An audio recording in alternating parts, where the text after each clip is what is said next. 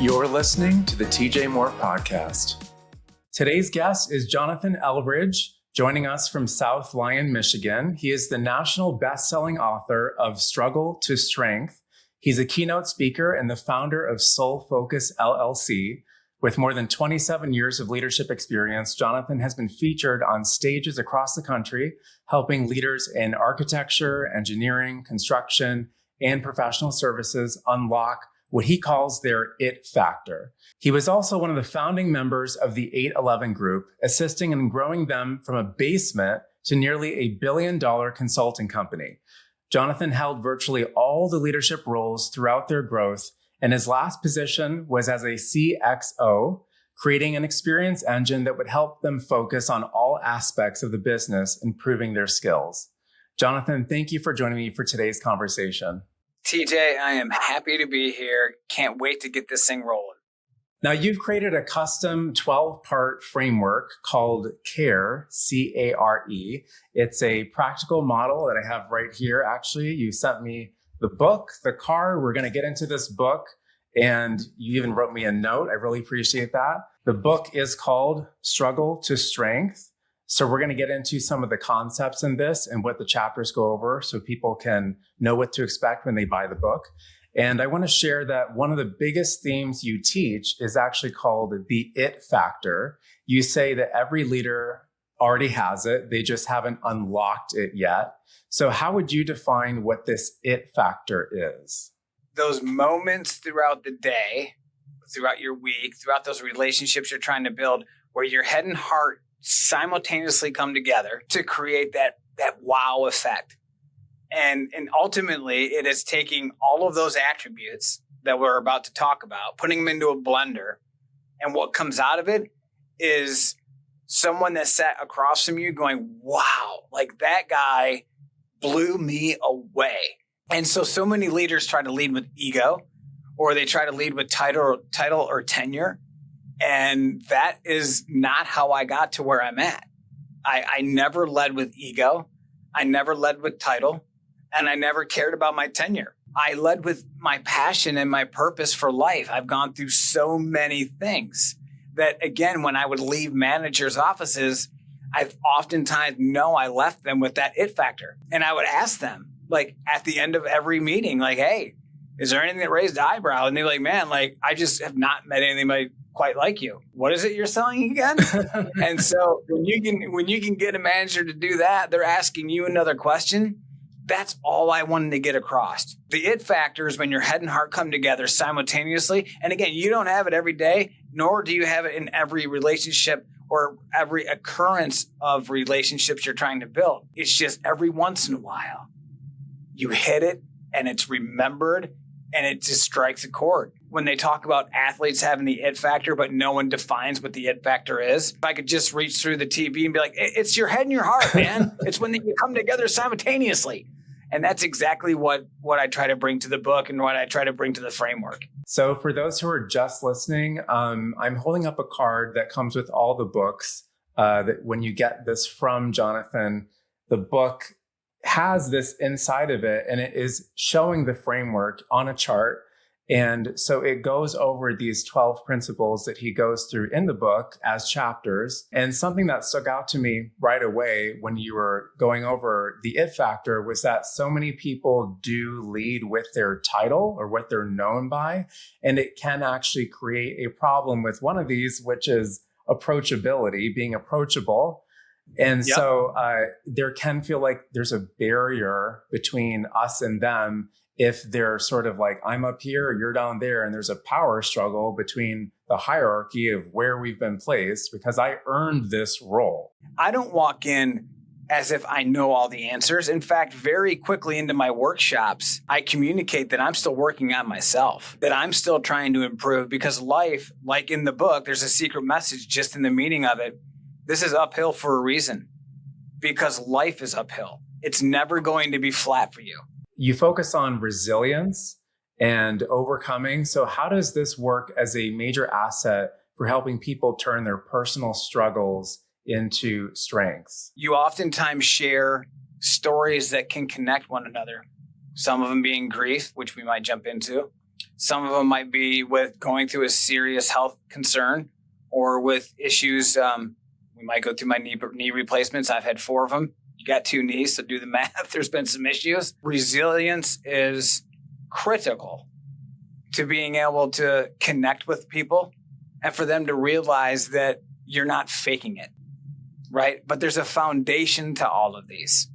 The foundational structure to this whole it factor, to the whole care framework, is kind of strewn throughout all of these. And it is to be consistently adaptable, reliable, and execute. So with all this technology that people have, either if they work at home or from an office, and they're using a lot of AI systems, even at work, the ones that are allowed for their office or for what they do, I want to ask you about this term that you use in your presentations called human first cultures.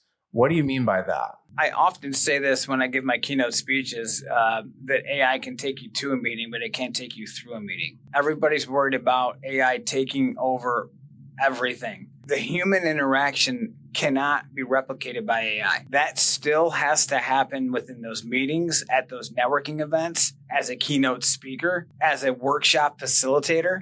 AI can't facilitate it. You know, they're starting to build robots in Japan, but listen, that is not going to be giving keynote speeches anytime soon. The human first approach is the best way to build connection. That's the best way to show authenticity, that you're truly being yourself, that you can use a tool to sharpen your replies. But ultimately, if you can't deliver that face to face, then what good is using artificial intelligence? So EQ, human improvement. I give lectures at the University of Michigan on this very subject. They've looked at my care card and gone, wow, this has got some teeth to it. Human first is that I was able to build businesses from the ground up because the people that worked with me believed in the vision and I believed in them. And the managers knew my whole story. Human first. They knew that I had already lost my brother, that I had already gone through a tremendous loss, that I had moved to the other side of the world, not the world, but the United States, to help grow our business. I shared my story, and my story won me business. So you say that people are the product in professional services. Can you help unpack that for us and understand how are people the product? You can't take AI into a sales meeting and win the deal. So if you as a person are going in there and you're thinking about your wallet, or you're thinking about the financial stresses that you have, so you've got to win the deal, or you're just simply trying to fulfill a KPI, a key performance indicator, that's not human. That's almost robotic. So the human story, your why, a lot of people talk about that. Sharing your why. That's why they're going to want to use you and choose you. And so I've always led with people first. I wasn't the most book savvy person, but I could build relationships better than anyone. I just believe that in my heart.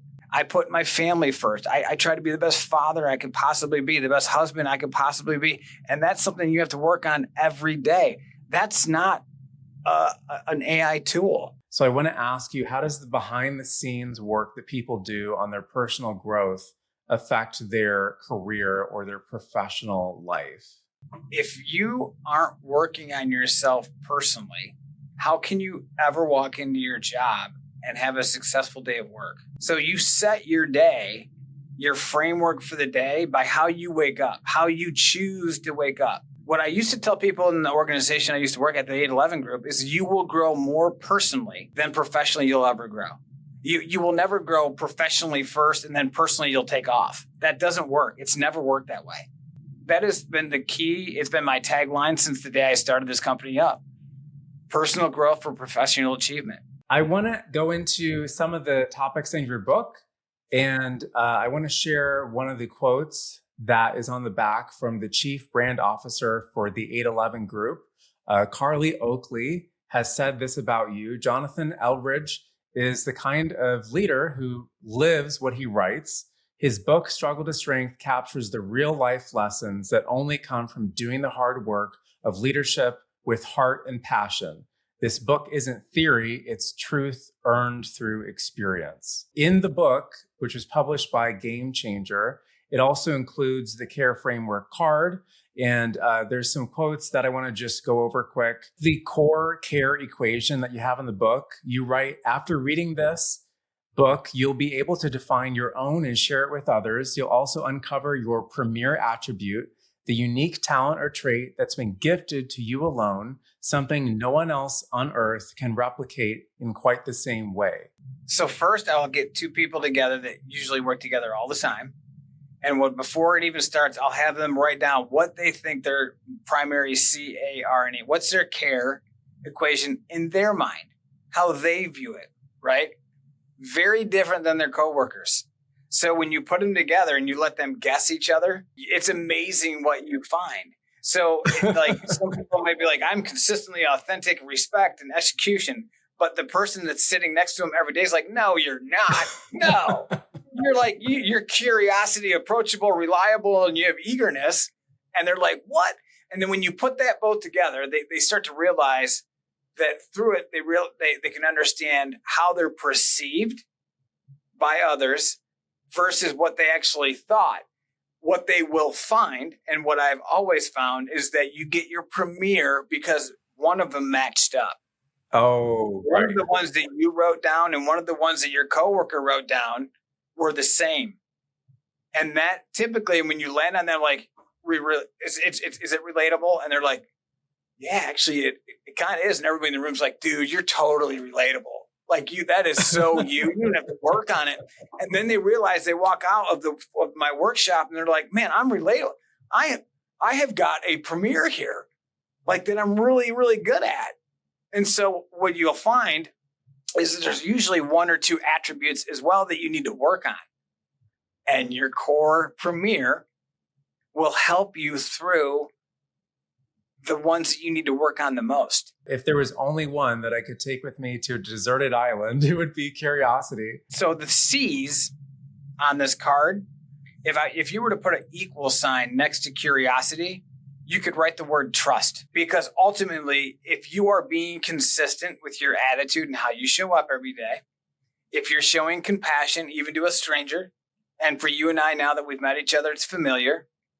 And then if you're showing curiosity with wanting to learn more, you're building trust. That's ultimately the foundation for, again, not just human improvement, but human relationships. It's interesting how these acronyms and frameworks can put words in an order that all of a sudden we see the words differently. We relate to the meaning of the words differently.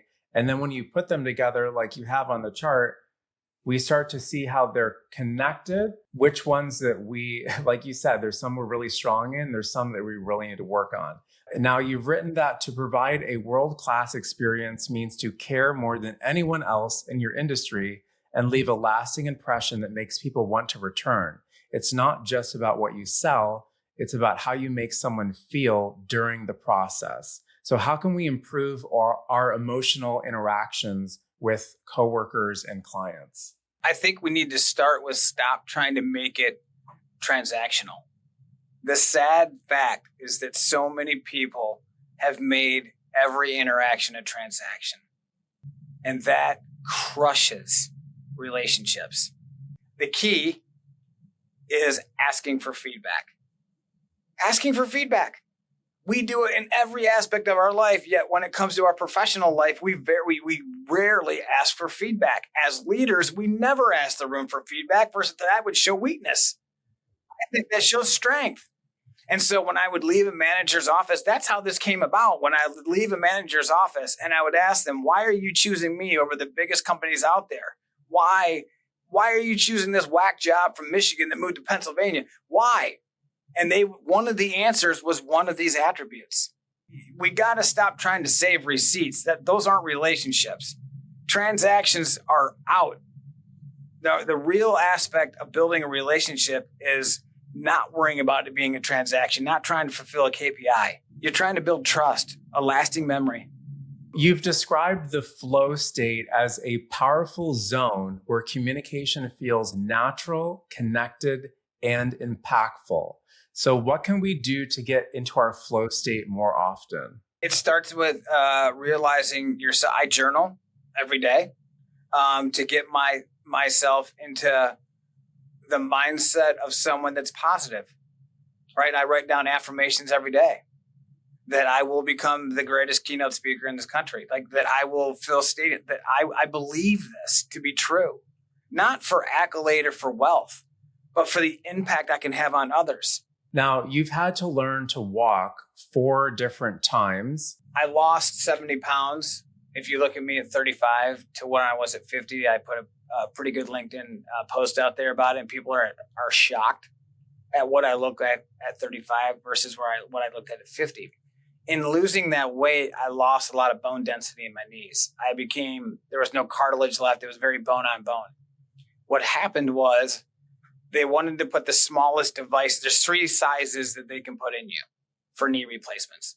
They thought that I would use the smallest size to give me the most mobility. Turns out that when they put those in, those smaller sizes became loose within months. They could see that in the x-rays, there was space between the titanium and my bone. So knee replacements happen all the time. Secondary replacements, you have to sign a blood transfusion form. The surgeries are 3.5 to 4 hours long. So to put it into some context, I've been under the knife for 19.5 hours over the last 3 years. How about a walker at 48, 49 years old when you want to try to be a man for you to show up, to be the man of the house? Then you go on to using a cane. That's always great. The 49-year-old walking into his baseball game for his son with a cane. But here's the real downside, is that if I were to get an internal infection, the chances of me dying are 30% higher now because I have foreign objects in my knees. But with my left knee, they put the largest size in. So imagine having 2 different size knees in your body at the same time, because my left knee has the largest, my right knee has the middle size, and they don't feel the same at all. So when I'm walking, I will never have the thought of, oh, this just feels normal ever again in my life. When I get up from this podcast and leave, my right knee will feel numb and a little bit off from my left knee. Now, you say in the book that while high schools have recently added finance courses to the curriculum, there's still a noticeable lack of coursework focused on emotional intelligence. How can we improve our own emotional intelligence regardless of what career path we're on? When I now give lectures at the University of Michigan, I spoke to 2 entrepreneurial classes. That was the biggest piece that I talked to them about. They didn't even know how to interview.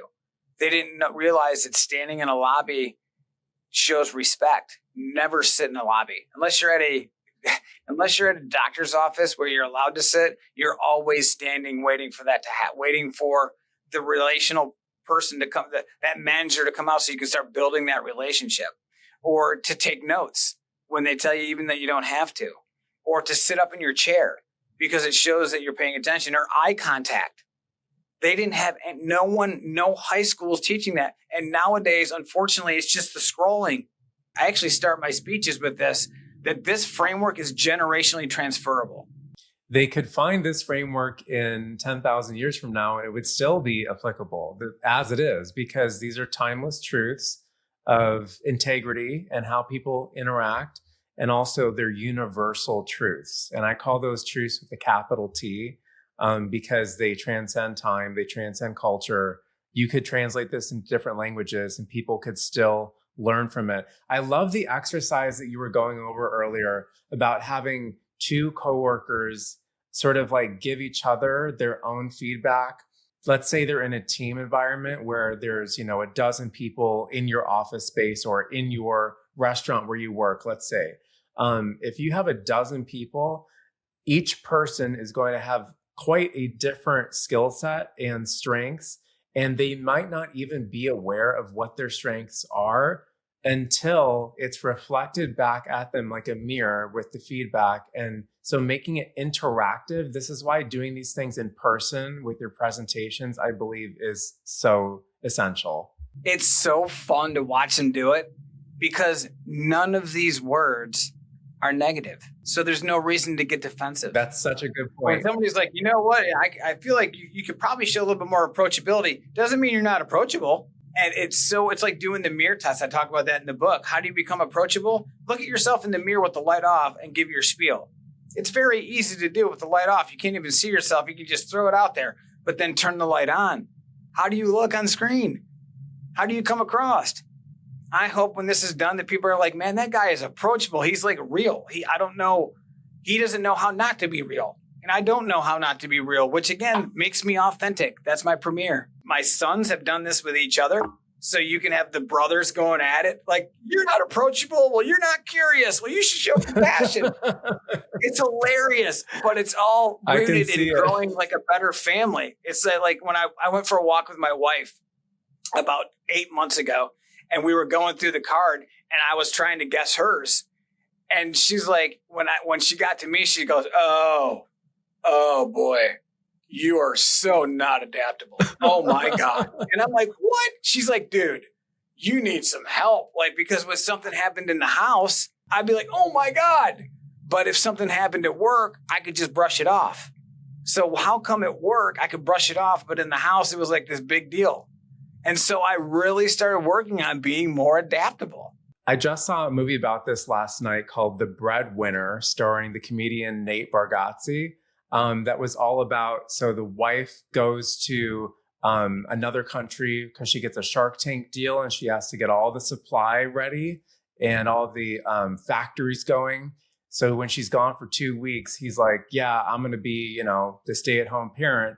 But he had no clue what her systems were, what her strengths were. He had no idea what part of the puzzle that she was actually playing when he was at work or when he was, running an errand, but she was the one helping the kids. This is seeing this framework through a different lens right now as we're talking about it with the family system, because we think, oh, we just don't get along, or they don't understand me. They're not listening to me. But it's usually because our strengths are different enough to where they're sort of like ships in the night. They're missing each other. And that's causing the miscommunication, is because we're not seeing how they might not actually have the capacity to do one of those right now, but you are bringing one of them. And how can the one that you're good at relate to their premier asset? How can your premier assets work together to have better communication? I just started working with a large client in Michigan, and the manager, while I was talking to him about this framework, he's like, he held it up. He looked at me in the camera. He goes, I could use this at home, couldn't I? I'm like, absolutely. Go home and do this with your wife and have her guess how good you think you are. And then you can do it with her, and you'll build stronger relationships. Yeah. And so it really, like in a car ride, it's great. Like I'll bring the card out. My kids will be like, oh, here comes the card. But again, it's just often because it brings up, miles of entertainment. Yeah. When they're arguing back and forth about who's got which one better, it's just hilarious. And so I didn't try to do this when I built it, but the reality is, if you go back to what I said earlier, and you asked me the question about why is it human first, then professional? Because if I don't have my family right, if I don't have my relationship with my wife and kids right, how can I ever go on to do anything professionally right? When you have worked so closely with the 811 group, you mentioned that they went from a basement startup to $1 billion valuation, and you were the chief experience officer. So what strategies related to these frameworks and leadership, what strategies were you implementing to get them on such a dramatic uptick in their results? The reason why I joined this company was because I knew the owner, Ryan Hasbrook and Jeff Weiser. They really wanted to build it around core values, around curating very good relationships, and that building relationships would win the account, would win the next client, would win the next employee that would want to come to work for us. When I became the CXO, we rolled out a survey system that would build your NPS, your Net Promoter Score. How likely is a client willing to refer you to someone else? It's a score universally used across the globe. Everybody's got a score. And when I first rolled it out, I'm like, man, I don't know where we're going to be, because we've got, a lot of consultants. We're running Paychecks Weekly, and anything over 70 is world class. We came in when we first rolled it out at a 76. And I was blown away. I'm like, man, we really do care more than everyone else. That current score is in the 80s for the 811 group now. They still have this framework running through the bloodstream of everybody that works in that organization. When we were talking about curiosity off camera before this, I said curiosity for me is connected to discovery, which why do we like the feeling of discovery? Because we're getting an insight, a view, a vision, a sensory experience into someone else's world, someone else's perspective. In business, if they don't actually care about the other person's world, their ecosystem, their environment, who they serve, why they're doing it, what their mission is, if they don't care about any of that, it's very difficult to fake alignment and to fake your core value system with somebody if you don't even know what their value system is. I want to share that the president of Resource One has said this about your trainings. By aligning who you are with how you work, Jonathan helps individuals unlock deeper relationships and more sustainable success. His insights challenge you to lead with truth, listen with intent, and sell with heart. If you are ready to build a career on purpose, not just performance, Jonathan's message is the one to follow. So what I tell people in the workshops is I want them to write down 10 things they've done in their life. It could be anything. It could be ice skating, hunting, fishing, being in a choir. I was in a choir when I was growing. It doesn't matter. Write down 10 things you've done. Chances are the person sitting across from you will align with one of those 10 things and you can actually build a connection. And so that's where it came from. And that's where curiosity comes into play so much. More even than that is the word right next to it.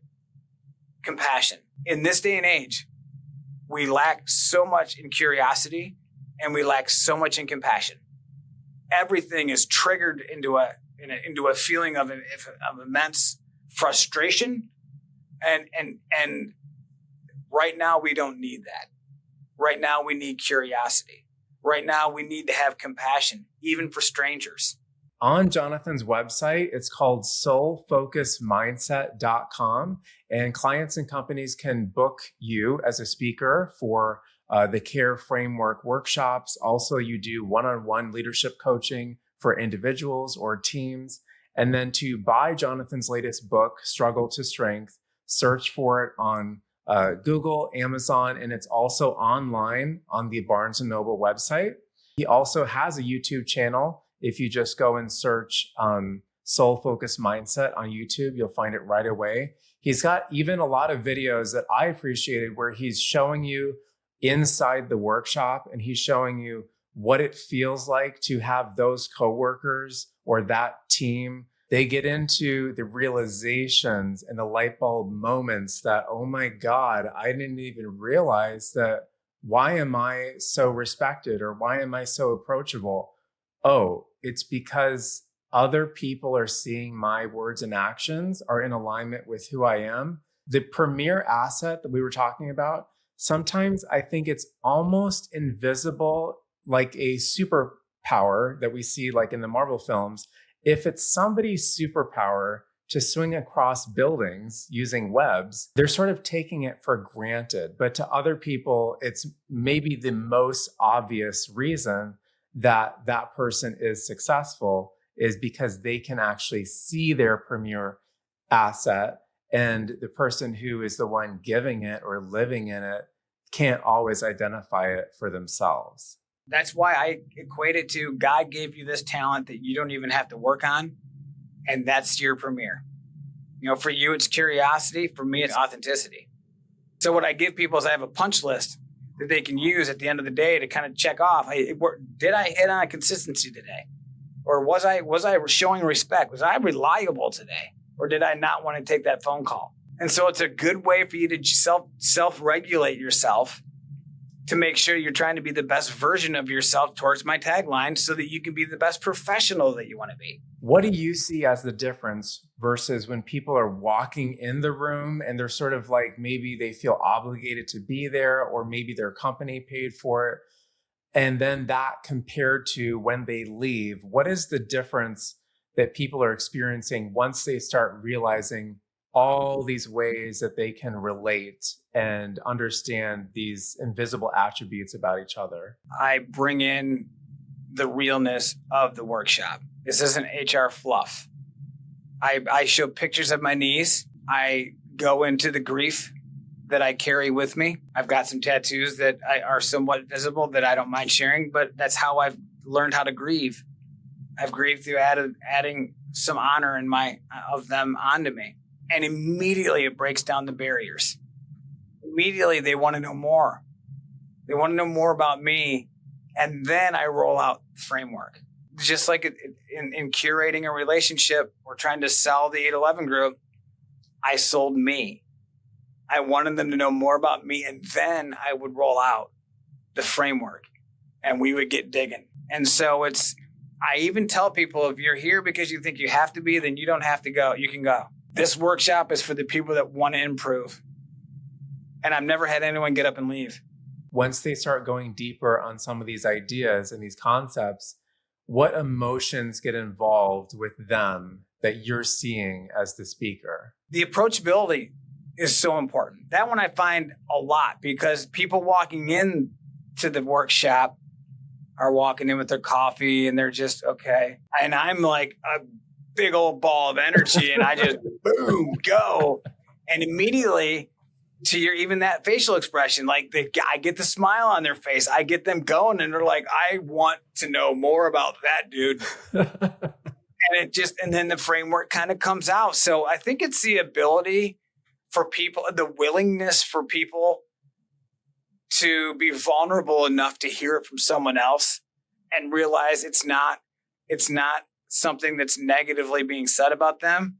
It's just trying to curate the better version of themselves. In your presentations, in your PowerPoints, you have many visual aids that are getting people to see not only their behavior, but their outlook, their intention. It's getting them to reframe, reshape what they might be on autopilot about. So let's say someone's part of a team. How does this affect their relationship once they know this with their own manager or with their own company leader? The relationship is strengthened 100%. I follow up with my clients and I ask them the week later, like, how did consistency go? And they're like, oh my God. Like everybody was consistent on what time they showed up and they were consistent on the calls that they made. And then I'm like, awesome. Next week's compassion. How are we going to be compassionate? And not only compassionate, consistently compassionate. Like consistency, if you put it in front of all the rest of these attributes and then ask yourself how well you really do, how consistently respectful are you? How consistently eager are you? It really gets everybody thinking. And that's the whole idea. My workshop doesn't answer the questions. It opens the minds to be willing to change. As I'm still working on myself, every workshop I walk out of a little bit better than I did walking in. And you just keep building and building. And by the end of the 13-week or 6-month program, whatever they want to do after the workshop, they're better humans. They have better relationships at home. They have better relationship with their kids, with their friends, with their coworkers, with their leaders, with the people that work for them. It is a full circle spectrum of being a better human. I think everyone has the ability to get to the it factor. I say that's a powerful part of my keynote, that every single person in this room has the ability to create their own it factor. How much do you care? How much are you willing to put in? And that really gets them going and sparks a lot of conversation. Yeah, that's the power of this type of awareness. And even the first chapter of the book is called It All Starts with Consistency. Have you also worked with coaching one-on-one with people that they are the manager, they are the leader of the team? Absolutely. And what I find is that if they don't follow up on consistency, reliability falls through the cracks. There's consistent in action, and then there's consistent in attitude. You have to have consistency in both. One is going to work and checking the boxes and then going home. That's consistent. Yes, of course. But if you walked in the office and you did that with a poor attitude, and then the next day you were higher than heck, you felt great about life, and the next day you're kind of mediocre, no one knows what to expect from you. I've worked with hundreds of people on film, TV sets before, where I can identify almost immediately the first day who's approachable and who has their wall up and who's trying to be defensive or who's telegraphing to you that I get triggered easily or I go to anger easily or I project all of my stress. The reason that we don't feel connected to our other coworkers or our teammates or even family members, they're often in self-preservation mode or survival mode where they're not wanting to open up. They're not wanting to be vulnerable or let the wall down. They're more comfortable, although it takes more energy to protect yourself and be that closed off. They think that they're conserving their energy by not being approachable. A lot of times when I have meetings with people, I will not put an agenda out there. I want the conversation to flow. And if that means we have a secondary follow-up because we didn't get to the point of what we needed to, that's fine. We built our relationship instead. I think people that have their own agendas are less approachable. And that's where ego comes in. And so again, when I'm dealing with like high-level leaders, you're damn right. Yeah, they don't necessarily, I'm approachable 100%. Like, dude, look in the mirror right now. Like, and I'll like hold up a mirror. I should actually take that into my next work. Just take a mirror. I'm sorry, but if you want to relate to your boss and make sure that they see you up for the next promotion, you better figure out a way to be approachable. Yeah. Have you ever seen those documentaries about the Navy SEALs training? Oh, gosh. Yeah. I mean, that's intense, but they're consistent. The ones that make it, the 4% that make it, I don't have to get into a cold plunge every day, but seeing my dad die from dementia gets me in that cold plunge every day. And when I share that story, guess what? It makes me more relatable with someone in the audience. When people are interacting in this way, do you feel that they become more approachable to each other, even like their walls start coming down while they're in the workshop? Yes. And that's where I will literally stop, especially with the one that's not approachable, and be like, dude, you're so approachable. And they get kind of red-faced and they're like, no, bashful. And I'm like, no, please stick with that. You needed that. You needed to hear that from your coworkers. They walk out with like this new vigor on life, this new realization on life. And all of a sudden, all their barriers are down. No one ever comes to me. Well, you don't look like you're going to take it very well. You're going to kill them. So I wouldn't want to come to you either. And they're like, wow, I never really thought about that. I'm like, well, start thinking about it. Yeah. And their door is always closed. Unless I was in a meeting and then I would, one-on-one, I always had my door open. I was always available. I was always reliable. I worked with a producer that they literally cornered me into a room one day, closed all the doors, told everybody to get out. And they sat on the edge of this bed as part of the set. And they asked me, they got really quiet. They asked me, does everyone think that I am a tyrant? Oh, so they pulled you aside to see if you could be the honest one. Part of my strength is I'm very diplomatic. And so I can diffuse a situation like that where they're looking for an answer from me, someone who feels safe to them. What's the intention of why they're asking me this? They're looking for validation. And one of the ways I diffuse this, as I said, as a producer, it's not your job to be liked or be the one who everyone's coming to you with a great big hug at the end of the shoot. Your job literally is to say yes or no, to be decisive based on the budget. That is their job description. They're more like an accountant who just happens to be on set saying yes or no to every single department. I'm not going to validate that everyone thinks you're a tyrant, which if you're already self-identifying as that, that's a bigger issue. Okay. Yeah. But it was unforgettable to me because it was someone, they had the word. And it's a very specific word, but there's nothing positive in history. If you study people who are actually tyrants, there's no positive word association with that. So they were already coming to me and the sort of choosing one of the most negative words that you could use as a leader that has a horrible track record and saying, does everyone identify me as this? And I almost wanted to say, not only did they identify you as that, but you identify as that. Otherwise, you wouldn't be looking for it to be verified by someone who works for you. Yes, if you were to look that up in the definition of the dictionary, your picture would be there. But that's kind of the scenario you run into. Yeah. But by being curious, at least he showed curiosity and wanting to know an answer. But not enough to build trust enough because he's unapproachable, because he's a tyrant. Now, if he explained his why he's like that, because he's got a budget to fulfill, because he's a yes/no person, then people are like, well, dude, he's a yes/no person. He's like a CFO. He's a numbers person. But if he's not explaining that to people, they don't know what to expect. And the way that this behavior showed up with that person was pettiness. Oh, gosh, even worse. Okay, so nickel and diming crew members over rolls of colored tape or over a light stand or something the production bought that thing. So no, you can't keep it. No, you can't take that home. No, you can't. But by focusing on the most petty, this is not the set. This is not the actor's salary. This is like nickel and diming crew members over things that are disposable. And so by putting your like Saruman's eye on that with a laser beam, you're just telling everybody like, you're not even that interested in the bigger decisions. It's easier to call people out on the most petty decisions because it's a power play move.